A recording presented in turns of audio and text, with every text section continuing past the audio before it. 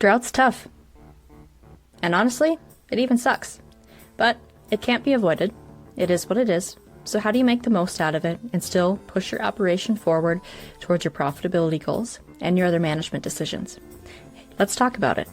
Hey, I'm Shaye Warner, and you are listening to the Casual Cattle Conversations podcast. Today we're visiting with Devlon Ford from the Noble Research Institute, and he's going to walk us through how to know if you are experiencing drought stress in your pastures, what you can do once you make this decision or determine that that's where you're at, and then more importantly, we're going to talk about the proactive piece, where how producers can prepare for drought in the years that they're even not experiencing it to protect their profit and protect their resources. So with that, let's visit with Devlon. But oh, by the way, be sure to hit subscribe on YouTube. Well, Devlon, welcome back to the podcast. Glad to be here, Shaye. Thanks for the invite. So today we're going to be talking about drought, and unfortunately, that's something a lot of producers have been experiencing or are experiencing.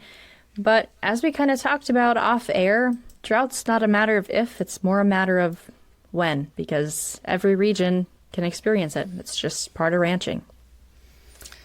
Yes, I read today where some of the drought stresses had increased just a little bit just in this past week here in Oklahoma.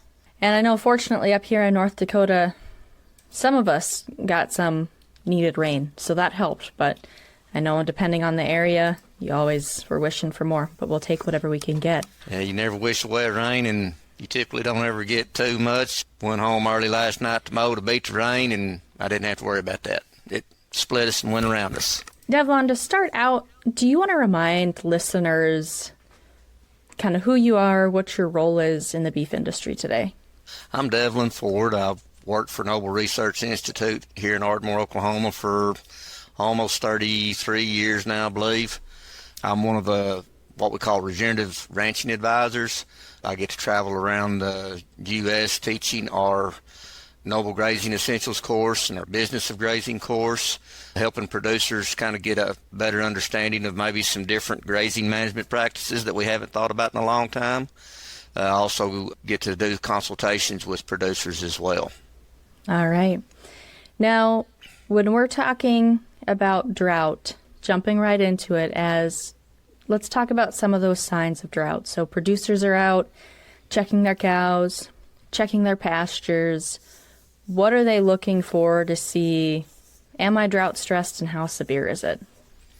Typically, when we're out in our pastures, checking our cattle, that type of thing, we'll wind up focusing in on our livestock, because, most of us feel that that's where our money is at. And we sometimes fail to look down.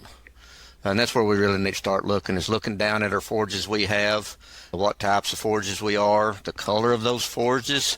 If they're starting to brown up a little bit earlier than normal, that's a good sign that we're in a drought. Obviously, the lack of rain is another good sign we're coming into a drought. You can also, as you're looking at your animals, look at the manure of those animals.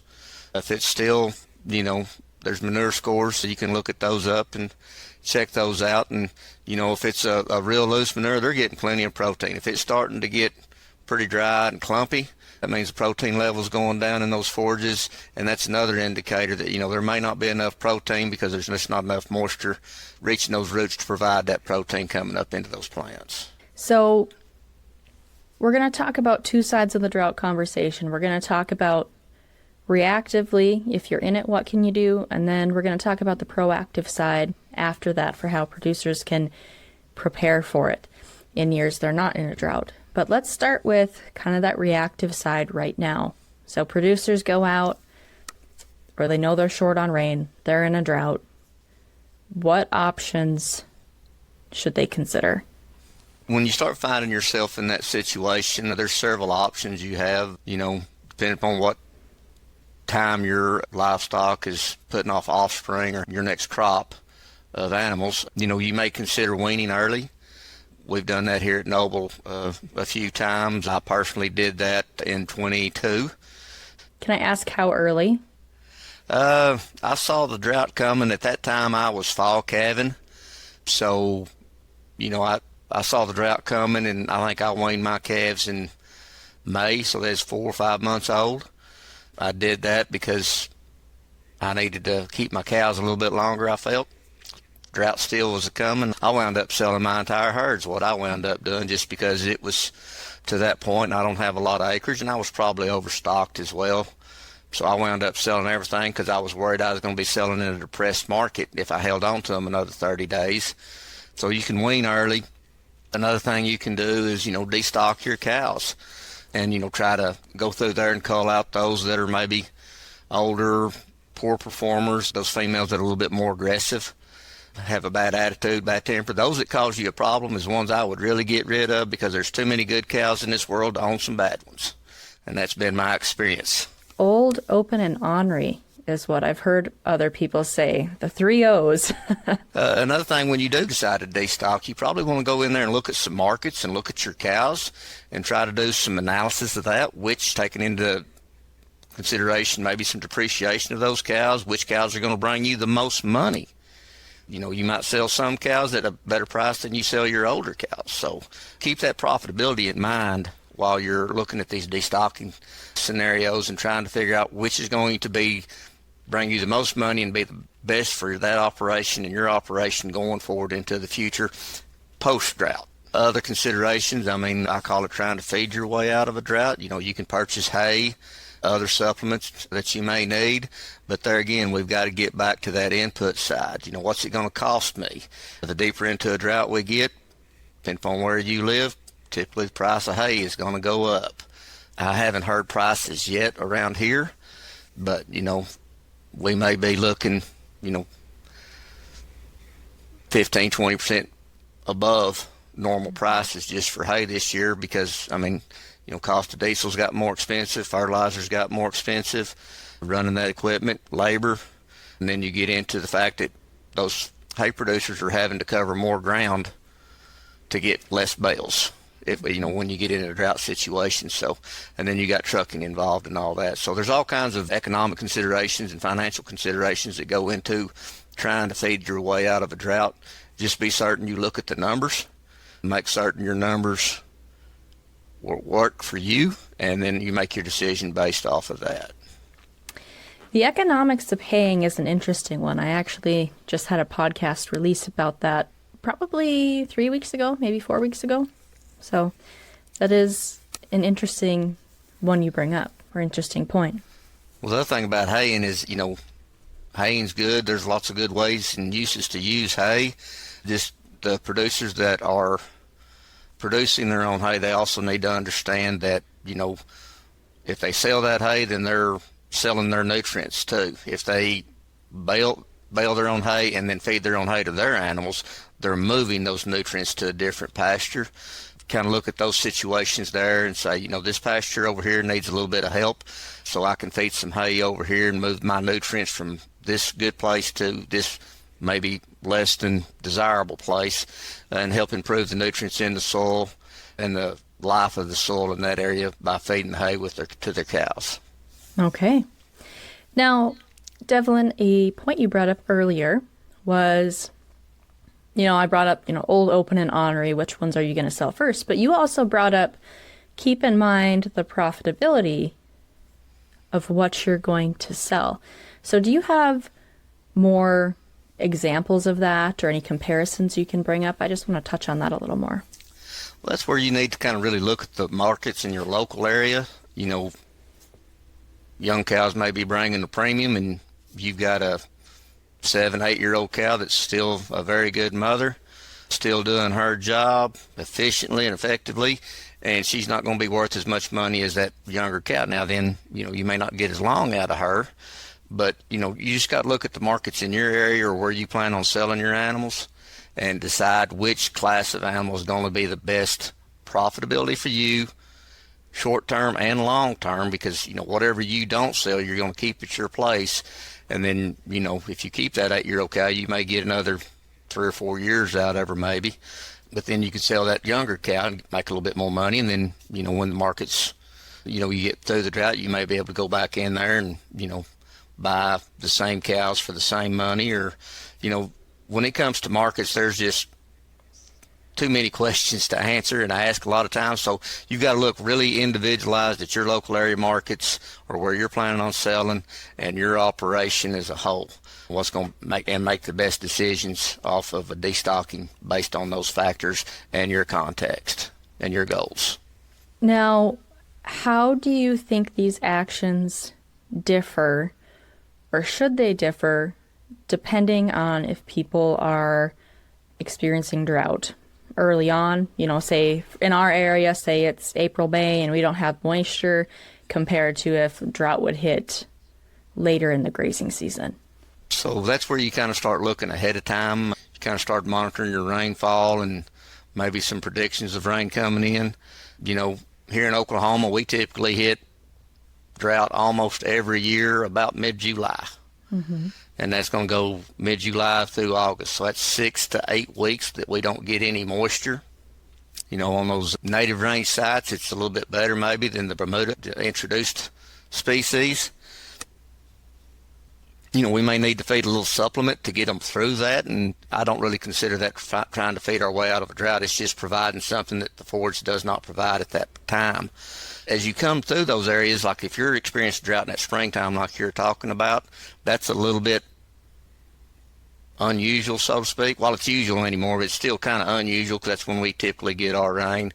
As I travel around Oklahoma, we're about 38 inches of rainfall, and a lot of people think that must be nice. Well, it is nice, but we get 22 inches of that in May and the other 16 inches of it in September, October, and sometimes not a lot in between. So, you start looking ahead of time and then trying to make those decisions based off of predicted rainfall, what you've already gotten. Is there more you want to talk about as far as what options producers have before we move to the proactive piece? When it comes to getting ready for a drought, those are kind of the big three that I can think of, either weaning early, destocking your cows, or trying to find a hay source. If you see it coming, you can go in there if you're able to maybe subdivide those pastures a little bit more than you already have. Increase your number of rotations you're able to do within your property, because what that does is that we call it stock density, or it is called stock density, I should say. What that stock density does is it puts those animals in a closer confined space. It gives them less chance of being selective in what they eat. It gives it a little bit more uniform grazing in that paddock during that grazing event. And then the smaller area they're in, the more area of your ranch or the more pastures of your ranch that you have that are in a recovery phase. Even if it's not a lot of rain coming, there's still hopefully some moisture in the soil, and that's going to allow those plants to keep on recovering that aren't being grazed. That would be another option I feel that you could pursue, was start splitting your pastures up a little bit more and monitoring your grazing events and timing of those events to meet your grazing goals and try to help you graze a little bit longer and get past that drought, hopefully. As we move into the proactive piece, we already said drought can't be prevented, but we can do some things to manage that risk as producers. Do you want to talk about that? Preparing for things is one of my favorite things to talk to people about. It doesn't matter whether you're fixing to set up a cattle working or looking at grazing plans or pastures or whatever. A lot of this is going to come down to needing to, first thing I think producers need to do is accurately calculate the carrying capacity of their ranch. And that's based off of several different factors, very few of which as producers we have control of. I can share the formula with you. The top side is your grazable acres. If a cow can't graze it, it's not a grazable acre. And then, forage production, there's different ways to calculate that or get that information. You can use a grazing stick. Different websites have some of that information to give you a baseline. And then the third one on top side is utilization. And as managers and owners of ranches, that's the one that we have total control of. We can decide what percentage of those pasture or that forage space we want to graze. And we typically try to keep that a little bit lower. I mean, a lot of people's heard of take half, leave half. So that's you're grazing 50% roughly and leaving 50%. Or another way to look at that is you're grazing 25%, trampling 25%, and letting wildlife have part of that 25%. So different ways to look at that. We typically say go lower than, 40, 30% is kind of where we're typically going to land. And then on the bottom side of that is kind of the demand side of your forages. That includes, the average weight of your animal or your herd times their intake, which is going to be anywhere from 2.6 to 3% on cattle. And that gives you the daily intake of one animal, and then how many every days you plan on grazing, and you do all that math, and that's going to give you a number. That's what your ranch, your property can adequately run without destroying or harming the base, the soil and the forages base and all that. And then we get into stocking rate. And this is, knowing your carrying capacity is very crucial, because then you know kind of where to set your stocking rate. And it's a hard concept for a lot of individuals to understand, but stocking rate needs to be set below carrying capacity. And if stocking rate is set at 80, 90% carrying capacity, and then when you run into these years where we have the drought, you may not have to destock as soon as some of your neighbors have. So it gives you a buffer in there, is what that does. Another thing we ought to talk to people about is when you start planning your grazing plan.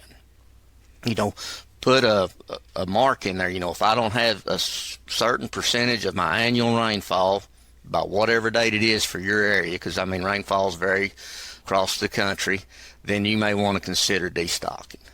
And we talk about setting that stocking rate below carrying capacity. Well, people are like, I can't do that. I got to have the money. But if they sit there and take into account the inputs they may have purchased to provide when they've ran out of grass, they may be losing more money than they think they're making sometimes. The other thing about it is those years, like in Oklahoma, we had a great rainfall year last year. We had some people called it excess grass. So in those years when you have a lot of rain and you have a lot of forage, maybe you can bring in another enterprise and make some money that way. Maybe you can custom graze some cows for a neighbor. There may be some land improvements you've been wanting to do. You may want to do a prescribed fire on your property. And if you have that kind of rain, then that'll allow you to set aside a pasture that you don't graze to grow that fire load or fuel load. That way you can burn a pasture to improve your property. So there's all kinds of things we can do to kind of help manage going in, preparing for a drought. It's just all a matter of planning on it, working for it, looking for it, making those observations to determine we're getting close, we're not. As a producer, you know your area better than anybody. And that's kind of what we've got to look at, is knowing our area, knowing what to look for. Now, you talked about the cost of basically feeding your way out of a drought compared to selling those animals when producers are concerned about profitability. What about the cost of overgrazing for a year? Is 1 year that big of a deal?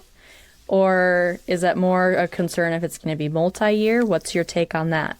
The cost of overgrazing anything can be very hazardous to an operation, because when we overgraze those plants, we're pulling carbohydrates out of the soil. We're shortening up root cycles or root lengths in our soils. The other thing we're doing is we are harming I'm not a soil biologist by any means, but there's microbes and fungi, and I don't know what all's down there. I just call them the soil critters, and the soil critters are good. They work together very well. They help keep these plants growing, and they feed off of each other.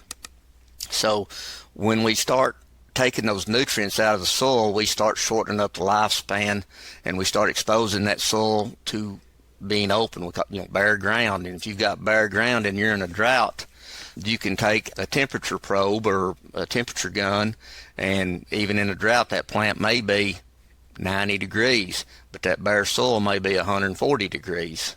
So anytime we start getting up to that kind of temperatures on bare soil, we are killing those microbes and fungi in the soil, and it takes a while to get that back up. You start getting those cracks in the ground. So the more we can keep our soil covered, the better we are. So if we start overgrazing, that's one of the problems.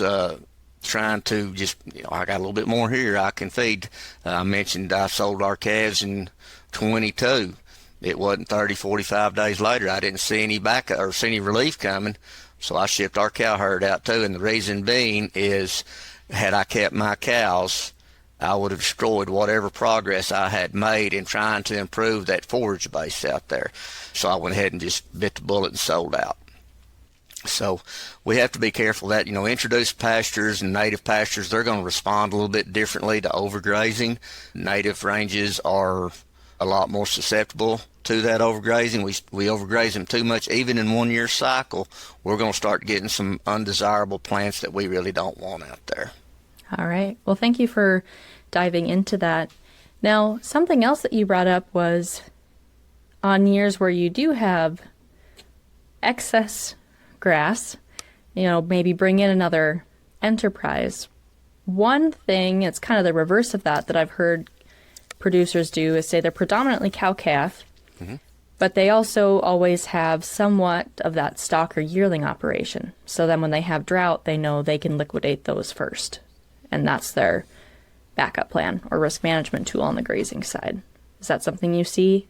That's a perfect example right there, Shaye. Typically in the spring, we'll have those spring annuals coming. Maybe we've got some legumes coming, and we've basically got more forage than we can manage, and we need to try to harvest that or utilize that some way. And if we can get a cow over it without hurting her land, that's perfect. Stocker operations are perfect for that. And we're talking stocker operations. It's not necessarily just stocker steers or stocker heifers. You might be able to go in and find you a deal on some cows and run those cows, and then where you're not emotionally attached to them. And then once you say it's time, I've grazed all I need to, then we can take them to the town. But that's one of the problems with coming into drought, especially for cow-calf producers. Very few cow-calf producers that I ever talk to do not have an emotional investment in their cows. And when it comes time to destock, it stresses them out very hard. The people, not the cows, because, they don't really want to sell cow 312 because she's brought me a good calf every year, and yeah, she's 12 years old, but, whatever. Selling their cows is always a very emotional decision to them. So if you've developed this destocking plan ahead of time, if I got to destock, this is the plan I'm going to follow. And now then you've done thought through the process, went through the emotions, and then you can go ahead and implement that destocking plan if you need to. It's not just emotional attachment to the cows from my perspective. You talk about all the progress you've made building up that soil, and you don't want 1 year of overgrazing to take you back so many steps so that you're making backward progress. For me also, as on the commercial side and the seed stock side, regardless of which cow herd I'm talking about, that's how I feel about the genetic progress. So the thought of especially liquidating the whole herd, oh my gosh, especially on the seed stock side, it's all built on genetics is the perspective. And I know other people will say it's always built on the grass and the land. But when you like the genetic side, which a lot of seed stock producers do, that's the perspective. So having to cull, that's really tough because there's generations of work tied into that genetic progress, just like there's generations of work tied into building up soil health. Yeah. There again, it gets all back to context. The seed stock producers, their livelihood is based off of their genetics. There's quite a few tools in a seed stock producer's toolbox still. If you do have to cull, maybe we do a flush beforehand, try to capture some of those better genetics in our herd. That way we can put them in some recip cows later. AI and all seed stock producers know that, but I've talked to several seed stock producers, and that's always the conversation I always hear is like, I can't get rid of my genetics. I've been working on my genetics for, sometimes they've been working with genetics that their great-grandparents started. So, that's getting rid of legacy now in heritage, and that is very difficult to do. But still, yet the genetics you produce today should have been better than the genetics you had 6 years ago. So your today's genetics get back to that, and that gets back to the economic side and what works for you. As a commercial cow-calf, they might want to look at, selling the younger cows and selling the old ones. Seed stock producers should be doing improved genetics in their 3-year-olds versus their 10-year-olds. So that's where it gets back to what's going to work for them and their goals. I really like what you brought up about seed stock producers having, that flush opportunity or looking at that genetic standpoint of the newer genetics. I think that's really valuable. One thing my husband and I do, and flipping back to that commercial cow-calf hat now, that's what I'm talking about now when I talk about my husband and I's operation. before calving, we actually made a list of who's next to sell, depending on how calving goes, and even depending on how our pregnancy rates come out when we PG. Who's next on the sell list?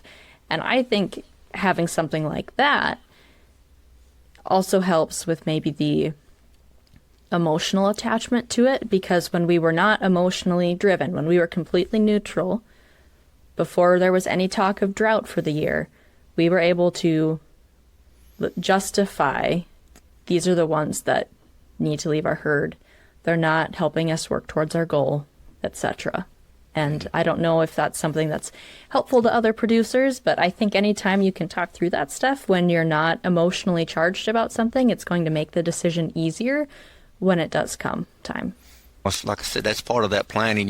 When you start building your grazing plan, and for around here, we're probably looking around May 15th, something like that, maybe June 1st, somewhere in there. If we hadn't reached a decent amount of our annual rainfall that we should have normally had by now, that's kind of when we're starting to think about implementing that destocking plan. And if you've thought about the date, the amount of rainfall you need, then you can, at the same time, you can do exactly like what you're talking about. Maybe if you're seed stock, then you're going to say, these are the cows that I'm going to cull based off of age and genetics that I don't really like. If you're a commercial producer, you can say, I'm going to evaluate the market. I'm going to sell these cows or this number of cows. And then once you get to that, you may not want to sell all of those cows. Maybe you don't need to sell that many, but you can say, if I'm going to sell these cows, these are probably my prime targets, because if you think about a cow, she's an employee of your ranch. And if she's not doing her job, you probably don't need that employee there, right? So that's why you look at a cow. She's not Bessie.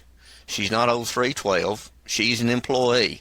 If she does you a good job, you're going to reward her by taking good care of her. If she doesn't do her job, then maybe she gets to go to town and let somebody else own her. Mm-hmm. And that goes back to a conversation I have a lot on the show, is keep those herd records so you know which ones are doing their jobs. Herd records are a great tool to have as long as you use those herd records. The data's useless if you don't use it. Well, is there anything else we haven't touched on today that you think is important to bring up? Just keep in mind, when you're out in the field, you're always observing with your cattle. You're looking at your cattle, you're making certain they're full or as full as they can be under the conditions. There's plenty of grass. You're looking at the forage, making certain it's doing what you're managing it the way you need to. You're looking at the manure of the cow. Not a lot of people like doing that, but it is a good indicator of what's going on, not only with your animals, but with your forages as well. And just remember that the smaller paddocks, the better utilization, distribution you'll have across that, less selectivity you'll have with your animals, and that's just another way that might get you a little bit further away from the drought. All right. Well, Devlon, thank you for joining me today. I sure do appreciate you having us on here, Shaye. So if you want more information about the Noble Research Institute and some of those resources that were mentioned earlier today, there's going to be a link in the description. So be sure to go check that out and just really think through everything we talked about today. If you're experiencing drought, we didn't have this conversation without knowing it's tough and it sucks, but like we said, it's a part of ranching. So hopefully this helps someone else out there make some decisions. Remember, the best way to support this podcast and all your other favorite podcasts is to leave a rating or review, hit subscribe, and better yet, share it with a friend who's going to find this information valuable. But with that, happy ranching, folks.